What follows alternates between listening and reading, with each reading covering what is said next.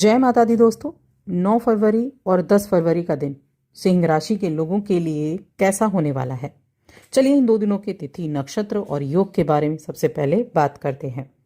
9 फरवरी सोमवार का दिन है, कृष्ण पक्ष चल रहा है और उसकी अष्टमी तिथि रहेगी पूरे दिन।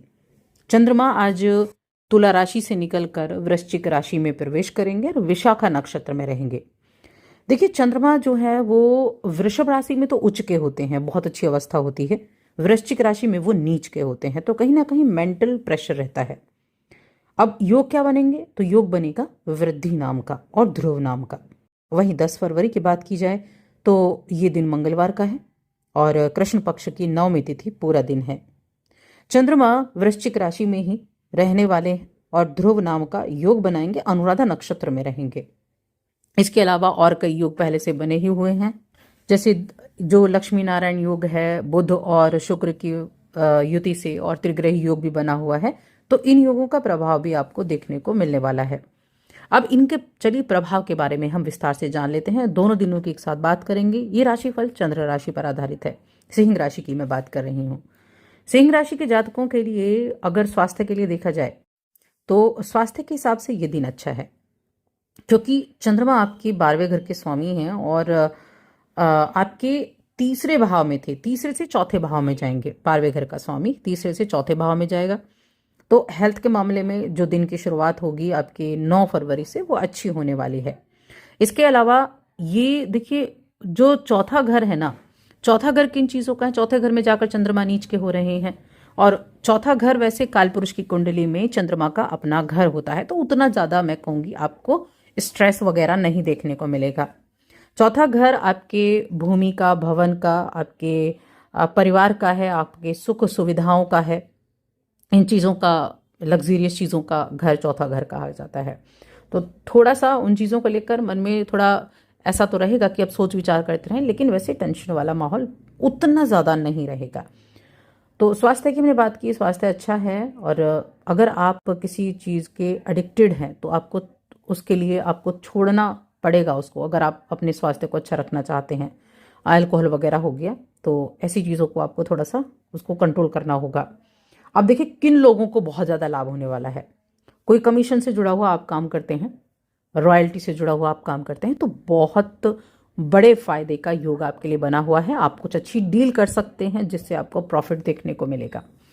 और इस दौरान धन संपत्ति के मामले में बहुत ही उत्तम दिन रहेंगे, बहुत ही उत्तम। ये समय आप बहुत सारे सामाजिक आयोजनों में भाग ले सकते हैं, वहाँ आपको जाना पड़ सकता है, जहाँ आप नए लोगों से मिलेंगे। उन लोगों के साथ आपके जो आपका जो रिश्ता है वो अच्छा रहेगा। आप अपनी चीज़ों को विकसित कर सकते हैं, और काम से जुड़ी हुई चीज़ों पर भी आप बहुत अधिक ध्यान देंगे, अपने आप को बहुत मोटिवेट महसूस कर पाएंगे।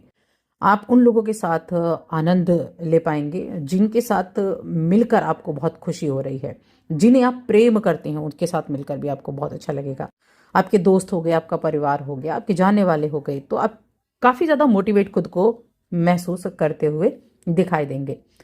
अगर हम बात करें नौकरी की, बिजनेस की, तो थोड़ा सा प्रेशर तो रहेगा, लेकिन आप कितने भी क्यों ना थके हुए हों, लेकिन आप हर एक चीज़ में, अगर आपको किसी ने कोई काम बताया तो आप फट से तैयार हैं, चाहे कितनी भी थकावट क्यों ना हो। लेकिन किसी ने भी कोई काम बताया, ऑफिस में भी एक्स्ट्रा अगर काम आ गया है, तो आप फट से कहेंगे हाँ क्यों नहीं, तो आप उसको भी कर देंगे। और ये जो समय है ना, जब आप अतिरिक्त चीज़ों पर काम कर रहे हैं, ये आपके लिए भविष्य के लिए कुछ निवेश हैं। आप ये मान के चलिए कि जो आप एक्स्ट्रा में कर रहे हैं ना, ये भविष्य के लिए निवेश कर रहे हैं आप, और ये आने वाले समय में आपको प्रॉफिट देकर जाएंगे। आने वाले समय में इससे आपको लाभ देखने को ज़रूर मिलेगा। बिजनेस को बढ़ाने के लिए आपके लिए अच्छे अपॉर्चुनिटीज़ होंगी। आप कुछ अच्छी नीति निर्धारित करेंगे। आप ये सोचेंगे कि आपकी सेवा, आपका जो जैसे आपकी शॉप वगैरह है, तो कैसे आप अपनी सेवा को बढ़ा सकते हैं, कैसे अपना सामान ज़्यादा से ज़्यादा ग्राहकों को मुहैया करा सकते हैं।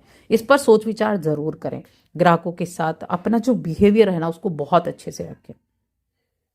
आपका बिहेवियर जितना अच्छा होगा, उतना ज़्यादा अच्छा आपको प्रॉफिट होगा, उतने ज़्यादा नए ग्राहकों को आप जोड़ पाएंगे।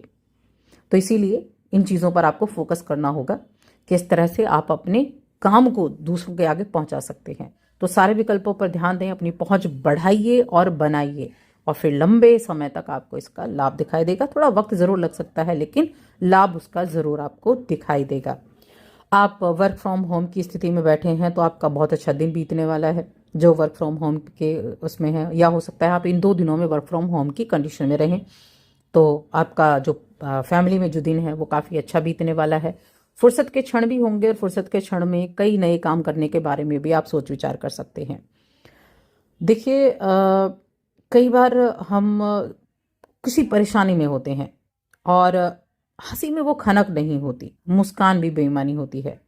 तो ऐसे में क्या करें, आप अपने किसी खास की कमी को अगर महसूस करें तो उस खास के साथ वक्त बिताएं। वक्त फोन के जरिए भी बिता सकते हैं, वक्त आप उनके साथ बैठकर भी बिता सकते हैं। जब आप ऐसा करेंगे तो आप चीज़ों को ठीक कर पाएंगे, अपने मन को ठीक कर पाएंगे। जो इस राशि के कला प्रेमी हैं, कला से जुड़े हुए हैं, उनके लिए काफ़ी अच्छा दिन है। जो कामकाजी महिलाएं हैं वो चीज़ों को बैलेंस करती हुई दिखाई देंगी, और जो आपके पास फुर्सत के क्षण हैं उसमें कुछ नई चीज़ों को खोजने का तलाश करेंगे, नए काम करने का भी आप तलाश कर सकते हैं। लेकिन काम में इतना भी ना उलझ जाएं कि अपनी सेहत का ध्यान ना रखें और ज़रूरी कामों को पीछे छोड़ जाएं। तो हर एक चीज़ को एक बैलेंस बनाकर आपको चलना है।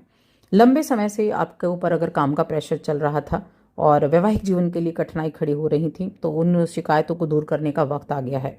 देखिए, प्रेम जीवन और वैवाहिक जीवन दोनों में मिला जुला प्रभाव है, ठीक है ना। तो यहाँ आपको ध्यान भी देना होगा कि जो कठिनाइयाँ कई बार खड़ी हो जाती हैं, जो शिकायतें कई बार हो जाती हैं, उन शिकायतों को आपको खुद दूर करना है।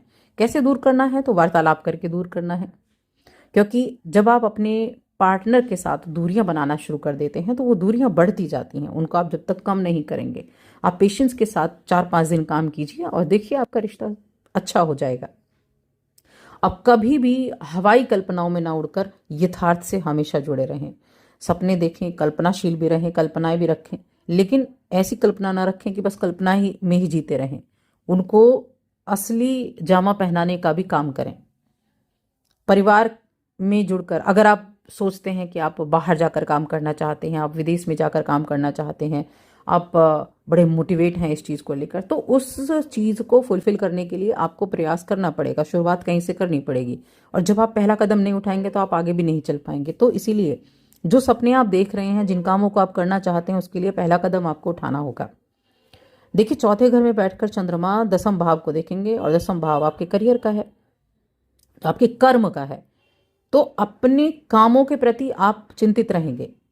आप अपने करियर को लेकर, मेरा ये काम नहीं हुआ, मुझे वो काम करना था, ये काम मेरा कंप्लीट नहीं हुआ, इस काम को इस तरीके से करना था, ये मन में रहेंगे। लेकिन थोड़ा सा पेशेंस रखते हुए, शांति के साथ जब आप काम करेंगे तो चीज़ों को ठीक से कर पाएंगे। लेकिन कुछ ऐसी चीज़ें भी हैं जहाँ आप आनंद की प्राप्ति ले पाएंगे। आप चीज़ों को लेकर बड़े खुशी दिखाई देंगे। आप हो सकता है छुट्टी भी लेना चाहें, आप आनंद भी प्राप्त कर पाएंगे। जिन्हें आप प्रेम करते हैं उनके साथ वक्त भी बिता पाएंगे, और कुछ अच्छी डील भी आप ले पाएंगे।